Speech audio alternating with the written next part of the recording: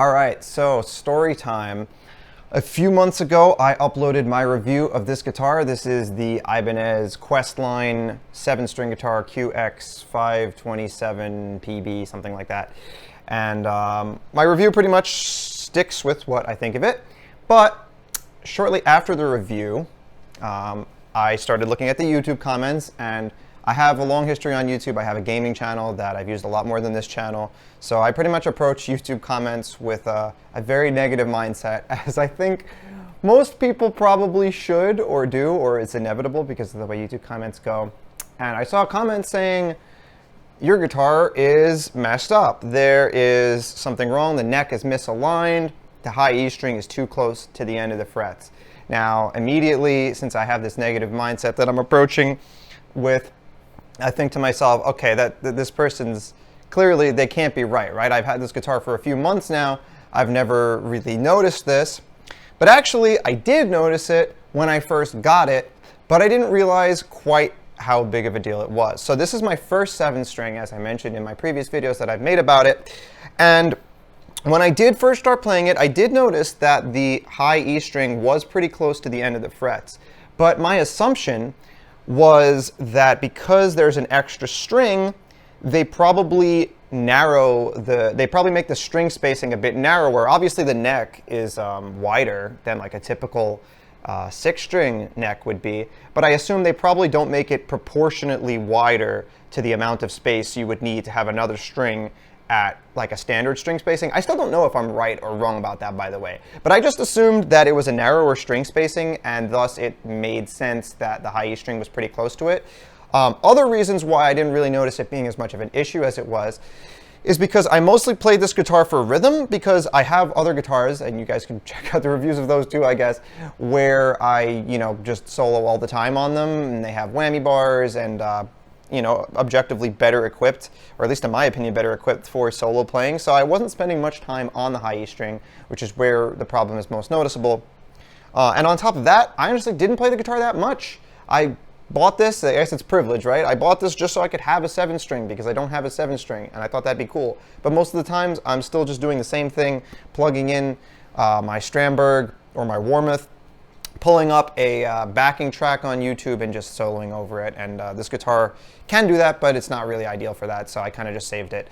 Just wanted to have a 7-string. So that's part of the reason why I didn't notice it. But yeah, so that YouTube comment said that. Originally I was like, no, like, it's fine. I've had this guitar. What do you mean? Like, it's fine. And I was kind of in denial, or I was in denial.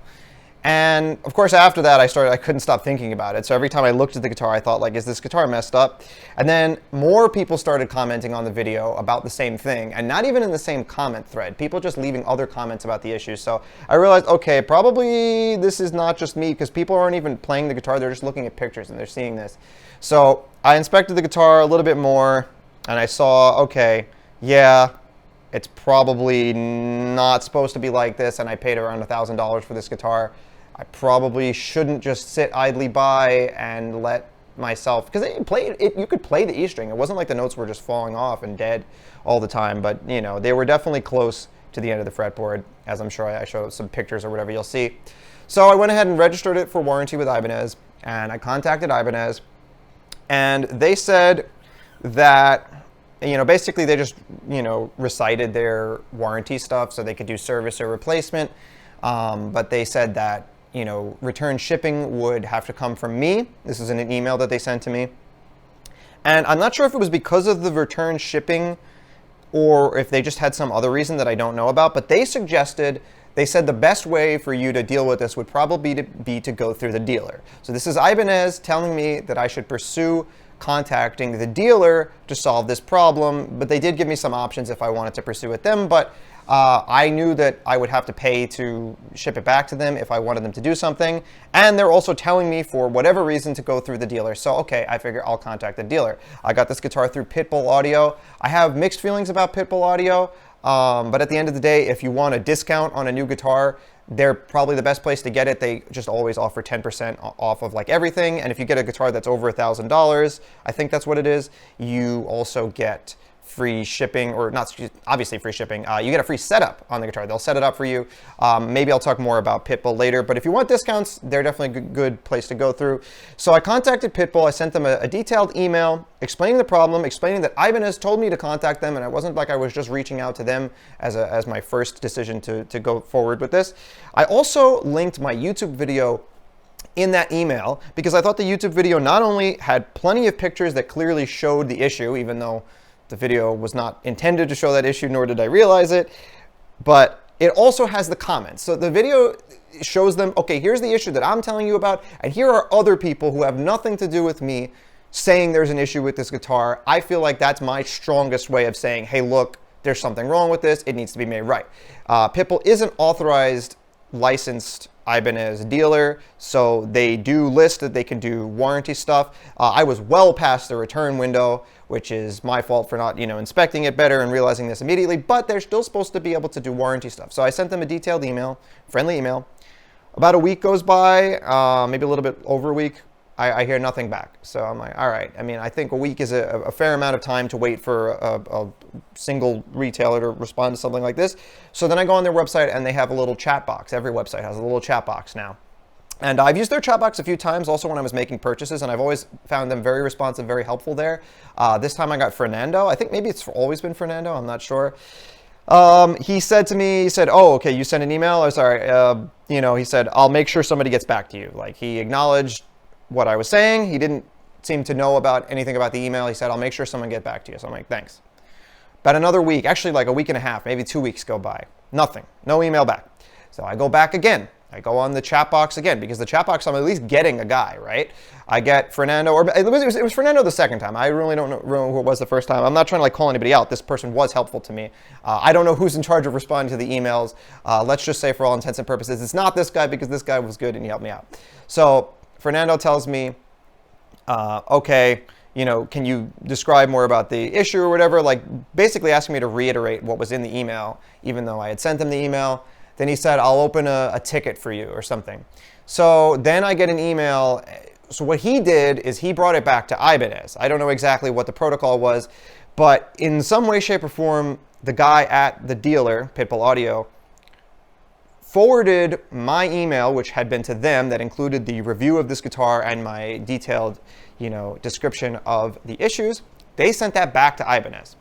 So now Ibanez has it, and I get a call from a guy named Paul, shout outs to Paul, who talks to me about what they can do for me with this guitar. So he says, he's going to have his people look at the video. He says, if we decide that you need to ship it back to us for warranty, either replacement or repair, he says we would cover the cost of the replacement or the repair and the return shipping, and you would just have to cover the shipping to us. And I said, I understand if that's your policy or whatever. I said, I don't really feel like it's fair that I should have to pay to ship something to you when it was sent to me with a problem in it that is not my fault in any way. But I said, if that's the policy, then there's nothing I can do about it. So he said, I'll see what I can do with you on that. So we concluded that call. Where I also said to him, I said, it might sound stupid considering I didn't notice a pretty significant issue like this, but I do know how to set up my own guitars. I do know how to fix certain things. I put together a whole Warmoth guitar, it plays fine. So if I don't know if your repair team might be able to just make a suggestion on how I can fix it myself, but I'm willing to do that if possible. So he gets back to me in an email saying our service team is going to take a closer look at it. They seem, and he said, I've gotten the okay to cover your return shipping. So at this point, I'm like, oh, that's great. He's going to cover the return shipping. And I'm starting to think, he knows that I made a YouTube, or like they know that I made a YouTube review of this. I mean, this is a small channel. What do I have, 200 subscribers? By the way, subscribe. No, I don't, do whatever you want. But the video has like a 1,500 or 2,000 views or something. Not small, but I guess somewhat significant, the review video of it. So I'm wondering, like, why is he funding me the return shipping if that's not their policy? I wonder if it has anything to do with the video. Either way, I appreciate it a bunch. So then he gets back to me in another email saying the repair team took a look at the photos that were, I sent some additional photos and the YouTube video, and said this is most likely something we can't fix. It seems like the neck is very misaligned. We're most likely going to have to send you a replacement, but we won't know for sure until we get it. So here's the paid shipping label, and you can send it back to us. And then at the end of the email, he says like something like, hope this reflects well, thanks you for your patience, and hope this reflects well in your follow-up video. Because I did put a pinned comment long before any of this happened. I put a pinned comment in my review video saying that I was going to make another video, this video that you're watching right now, about the rest of this experience. Now, I don't mean to call out Ibanez or Paul in this regard, but I think it's only fair that I do mention that they acknowledged that I was making a video about this and knew about this when they decided to give me the free return shipping, and basically everything about my experience with Ibanez here, they did know this. And I have to mention this, and it's no disrespect to Ibanez, I have to mention this because if I just made this video saying, oh, I got warranty repair service / replacement, I'll tell you what happened to that in a moment, from Ibanez, and they paid for my return shipping, they gave me a call, they gave me all of this, you know, nice premium treatment, whatever. If I just tell you that without any context, then everyone's going to think they're going to get that treatment, and maybe they will, but I don't know. All I know is that under my circumstance, they did have some additional incentive where this is going to reflect publicly on how people deal with them. That being said, all of that context being said, I've had a phenomenal experience with Ibanez and Paul. Shout outs to Paul once again with this. So I shipped my guitar back to him. He even said something else about like so I shipped the guitar back. It was FedEx. I don't know why I mentioned that. And then I get an email from them very quickly, actually. It was like a day or two later, or like 2 days later, saying good news, they're actually going to be able to repair the guitar. They don't need to replace it. He said that they were just able to shim the neck. And so I guess the pocket was like too big or something so that the neck had some play in it, and it was able to be positioned in a way that was too far, I guess it'd be too far upwards, so that way the high E string is too low. They may have even shimmed, I'm not sure if they did something with the bridge or not, but yeah, so they shimmed the neck, and he says, we're gonna send it back to you or whatever, looking forward to that follow-up video. Like, he brought up the video again. I'm sorry, Paul, if you're watching this, I'm sorry. I have to mention it. I have to be fair to everyone so they know the complete context. But very nice, very friendly. I just got the guitar back today. Wasn't long after that last email. As you saw, I assume I already put the video of me playing it. Maybe I'll put it after this, I don't know. It definitely is better. I'll show some pictures of how the E string looks now. The issue is fixed. Some interesting things to note. The guitar, well, I don't completely care for the setup. The action's pretty high, getting it back, but that's whatever. It's not like I'm hiring them to set it up. The other thing that's very interesting to me is that the strings are still my strings. And I know that because, as I mentioned in my previous video, like the little ends kind of stick out where I trimmed them. And shout out to somebody in the comments of my review video saying that apparently with these kind of headless nuts, you can kind of just wiggle the string and it'll break on its own, so that way you don't have a little piece sticking out that can pierce you. I haven't actually tried that method yet, but if that works, that's way better than putting a piece of tape to cover the sharp ends, which is what I've been doing. But I don't understand how he could have shimmed the neck without taking off the strings. I guess he just loosened the strings and then was able to unbolt it enough to fit something in wherever he shimmed it. I guess. I don't really know, but I found that kind of interesting. I'm actually glad that they're my strings because these are elixirs, and Ibanez always ships with the Dario strings, which, nothing against the Dario, but I like elixirs, so yeah. And that's pretty much that. I have the guitar back now. I'm looking forward to setting it up the way I like it and playing it a bit more. And overall, like I said, positive experience with Ibanez's warranty center. Just don't expect a guaranteed same results as I had. I mean, I'm sure they'll do what your warranty is supposed to do, but their policy does say that you'll have to pay return shipping. So you might have to do that. And as for just like a little additional note on Pitbull audio and my experiences with them, because I figure I mentioned that, I'll talk a little bit more about it. This is the second guitar I purchased from Pitbull Audio. I've also purchased my Strandberg Bowden, which you can also check out a review of. And both experiences have been overall positive, but with some minor negatives. Biggest positives are that Pitbull, like I said, they always give you a discount. So I can recommend them just off of that. Getting guaranteed 10% off of like any product, not even on a specific sale or whatever, is great. Also, because Pitbull is located in California and I'm in New York, I was able to get no tax, because I think there's something like online stores, if there's a brick and mortar not in your, or if it's a brick and mortar store selling something online and they're not in your state, there's no tax, something like that. I don't know. Well, yeah, I'm not complaining. I'll put it to you that way. And free shipping, of course, but that's normal on more expensive products. So with my Bowden, the reason I bought from Pitbull in the beginning, besides for the discount, was because, as I mentioned in my Bowden review, they actually take the guitars out of the box and take pictures of the exact serial number, exact model that you're getting. And with the Bowden spec that I went for, the colors tended to vary in different pictures of them that I saw. So I wanted to make sure I got one that had the color scheme that I wanted. When I got it, I didn't really care for the setup. The truss rod was way too tight. Then again, the guitar came from California in the winter to New York, so anything could have happened during shipping. And I've still had string buzz issues with that guitar to this day that I've just learned to live with. I've never really taken it to a guitar tech, which I probably should. Is that Pitbull's fault? I don't know. Probably not, but it is sort of something that I associate with the experience of going through them.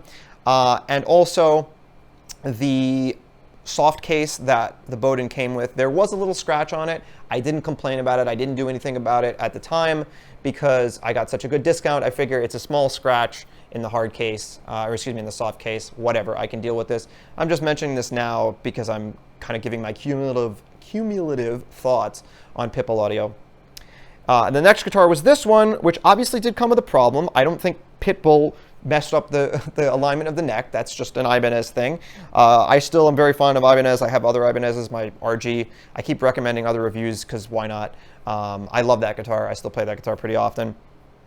But with this guitar, I specifically requested that they don't do the included setup at Pitbull Audio. And the reason for that was I wanted the guitar to be fresh, unopened in its box. I wanted to be the first person after the factory to lay hands on this guitar, but that was not the case. When I got this guitar, I have some pictures of it. I'm not sure if I'll put them on the screen because they didn't do like the greatest job of showing it, but there was some like little signs of use on the frets. The control cover was not, did not have any film on it, which I've never gotten a guitar new that didn't have film on the control cover, so that was almost definitely taken off. And the strings were just kind of like very rusty, like you would think it was not just stored in a box. Not to mention the literal Ibanez tape on the box had been severed, so clearly it had been opened for some reason, and I'm thinking that maybe it was on display as a floor model or something. Is that unacceptable? I don't think so. It's still technically a new product, and again, I got a nice discount on it, but I have had, you know, not a perfect experience with Pitbull. Also with them not responding to that email until I was really pushy and sent to, you know, got into their chat box twice. Again, I didn't even want to go through Pitbull. I wanted to go through Ibanez, but they literally suggested that I go through the dealer, so that's why I was contacting them. So, yeah, that's what I have to say about that. And I guess that's really all I have to say in this video. I wouldn't go ahead and start thinking that it's normal to get this kind of thing from Ibanez. I have two other Ibanez guitars, an electric and acoustic, and both of them had no issues that needed warranty, repair, or anything like that in the first place. And Pitbull still gives you discounts, so I can't say, you know, I can't recommend against them either. Yeah, I'm just rambling at this point. So that's gonna do it for this video. If you like this kind of content, you can subscribe, and I don't know, I don't really use this channel that much. Leave me a comment on a video that you'd like me to make. If you have a guitar that you want me to review for some reason, even though I'm a tiny YouTuber with 200 subs, definitely send it to me. Ibanez, you guys were very nice to me on this. I could say even more nice things about you and honest nice things about you. Send me an AZ. I'll send it back as long as you send me return shipping. Never played an AZ before, I want to play one. All right, guys, bye-bye.